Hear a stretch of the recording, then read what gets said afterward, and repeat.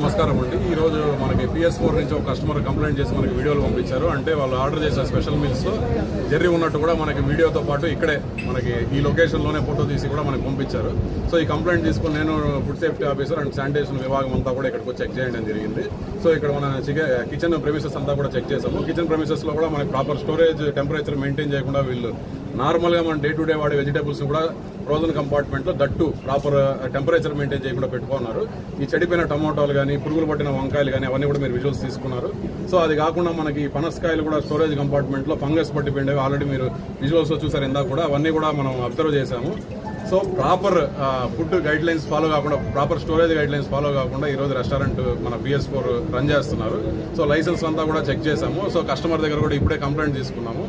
So complaint తీసుకుని దాన్ని verification చేసి ఇమీడియట్ గా వీళ్ళకి నోటీస్ ఇష్యూ చేస్తాం మన మున్సిపల్ కార్పొరేషన్ తరఫు నుంచి. అండ్ ఈ ఫుడ్ శాంపుల్ కూడా ఏదైతే మనకి కంప్లైంట్స్ వచ్చాయో ఆ శాంపుల్స్ అన్ని కూడా ఇప్పుడు వెరిఫై చేసి మన ఫుడ్ ఇన్స్పెక్టర్ గారు ఇప్పుడు దాని శాంపుల్ తీసుకొని ల్యాబ్కు పంపించడం జరుగుతుంది.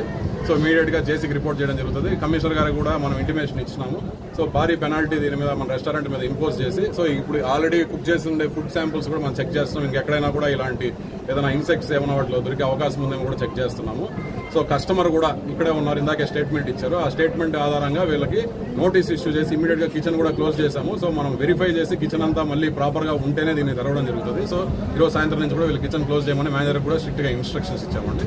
సో దానికి అనుగుణంగా మనం స్ట్రిక్ట్ యాక్షన్ తీసుకుంటాం. నగరపాలక సంస్థ ఆ కిచెన్ ఆల్రెడీ క్లోజ్ చేసాము, సీజ్ చేస్తాం. ఫుడ్ శాంపుల్ ఇప్పుడు ఏదైతే మన కిచెన్ లో ఆల్రెడీ కుక్ చేస్తున్నారో అవన్నీ కూడా మనం వెరిఫై చేస్తాము. దాంట్లో ఏదన్నా ఇట్లా కంటామినేటెడ్ ప్రోడక్ట్స్ ఉన్నా కూడా చెడిపోయిన వస్తువులు ఏమన్నా ఉన్నా కూడా ఆర్ఎల్సీ ఇన్సెక్ట్స్ లాంటివి ఇందాక వచ్చిన కంప్లైంట్ ప్రకారం ఏదైనా మనకు ఐడెంటిఫై అయినా కూడా వీళ్ళకి స్ట్రిక్ట్ గా మనం వార్నింగ్ ఇచ్చి ఇమీడియట్ క్లోజ్ చేయడం జరుగుతుంది. ఆ ఎంక్వైరీ అయినాకే మేము కమిషనర్ గారితో డిస్కస్ చేసి అండ్ ఫుడ్ సేఫ్టీ ఆఫీసర్ గారితో డిస్కస్ చేసి పూర్తిగా మనకి దీని గురించి మన స్పష్టత వచ్చినాక ప్రస్తుతానికి అయితే కుక్ చేసిన ఐటమ్స్ ఏవైతే ఉన్నాయో వాటి అన్నింటిని ఇమీడియట్ గా డిస్పోజ్ చేయించాము. ఏదైతే మనకి కింద కూడా మీరు చూసి చెడిపోయిన ప్రోడక్ట్స్ ఇవన్నీ కూడా పెట్టుకున్నారు. ఈ చెడిపోయిన ప్రోడక్ట్స్ అన్ని కూడా ఇమీడియట్ గా డిస్పోజ్ చేసి వాటిని శానిటైజేషన్ తీసుకొని మన మున్సిపల్ కార్పొరేషన్ ఆఫీస్ లో పెట్టడం జరుగుతుంది. సో క్లారిటీ వచ్చేంత వరకు కూడా ఈ రెస్టారెంట్ సంబంధించి మనం ఓపెన్ చేయలేదని కమిషనర్ గారితో డిస్కస్ చేసి డెసిషన్ తీసుకున్నాం.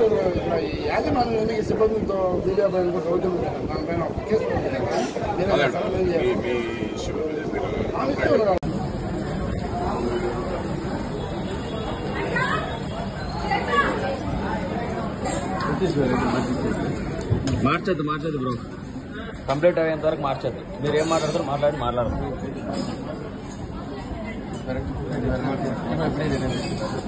నాకు బిర్యానీ వద్దు బ్రో, నేను ఒక్కనిగా తినింది.